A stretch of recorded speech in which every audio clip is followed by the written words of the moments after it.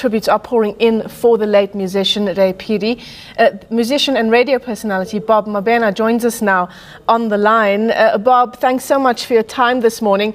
South Africans waking up to this shocking news. You as well, waking up to the news of the passing of Ray Phiri. Yes, indeed. It is well, though.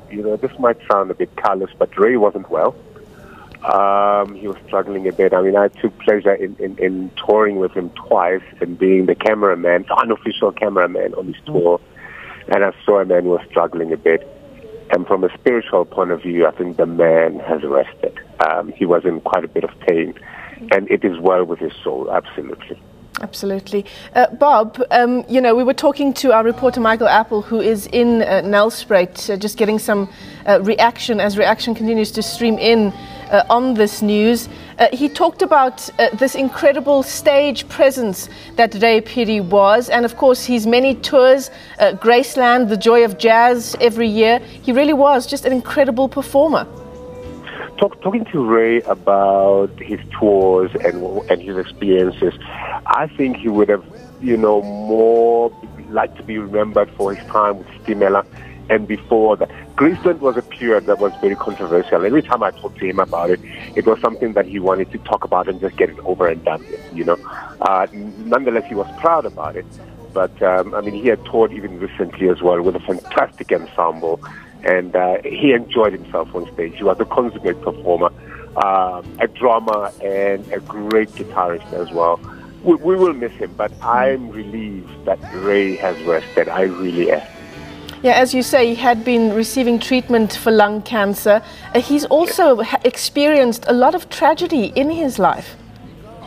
Indeed. As Muzwakhe said earlier on in the clip that you played, unfortunately, life hasn't really been that kind to him. But to each their own, we all experience some kind of pain one way or another that we're supposed to experience spiritually. I enjoyed my time with him.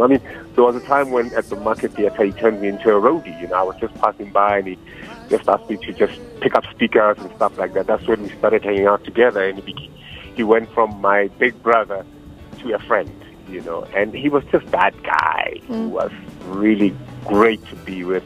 Pearls of wisdom, always dropping pearls of wisdom, but a very pensive guy, hey? A bit of an introvert too.